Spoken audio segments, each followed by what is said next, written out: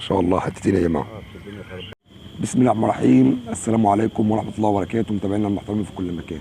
الشيخ حسن، نزلنا الشيخ حسن نشوف تقرير الميه النهارده فيها ايه في مطاي، والله المستعان. تحياتنا لكل مطاي وكل الناس اللي بتتابعنا من مطاي. ان شاء الله نشوف الدنيا النهارده، وربنا يصلح الحال ويرزقنا ويرزق الجميع. استنوني. طلعت على مهل مزايا برضه. بص يا جدعان، محمود جايب مزايا وانا جايب مزايا، الاثنين شنطه برضه. شنط ارفع كده.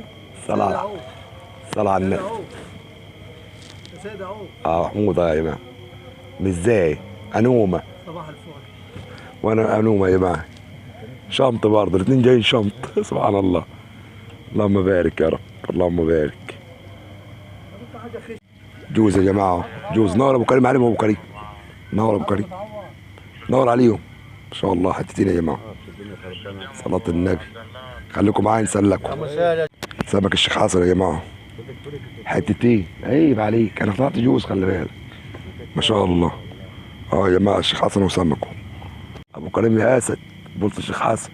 صلاه النبي، اللهم صل على النبي. الله يبارك لك، الله يبارك لك. معلم محمود صباح الفل يا عم سالم. وكيل المدرسه خرب الدنيا هناك. حبيبي يا باشا. انت شريت المركب دي امتى؟ شريته امبارح. الله يبارك، الله يبارك لك يا عم بعض. ما شاء الله. تعالى ابو كريم، تعالى. ما شاء الله، ما شاء الله. الله يبارك لك، الله يبارك لك يا اسد. الشيخ حسن ورجالتنا هنا. جراجير الشيخ حسن. يا مساء الحال يا رب. سامعين الصوت؟ زقزق زقزق. مش كمان اللي مسمينه زقزوق.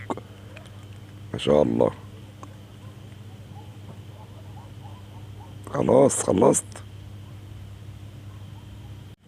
طب يا جماعه، احنا هنا من ارض المنيا الصعيد، ومن الشيخ حسن. يعني الشيخ حسن ده في المنيا يا جماعه من افضل الاماكن في النيل اللي تنزل تصطاد فيها وتاخد فيها سمك.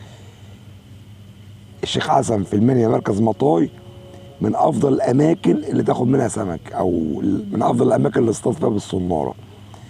من المكان ده اللي هو افضل مكان في المنيا واحسن مكان في المنيا لصيد السمك، بقول لك الميه مش شغاله، النيل تعبان، بيلقط كلام ضعيف جدا. الميه زايده عشان تيجي من القاهره ولا تيجي من مكان بعيد عشان خاطر ربنا يكرمك، او تصطاد لك تقعد تتمتع بالصيد او كده. لا، بنصحك بلاش تنزل الصعيد الايام دي في النيل.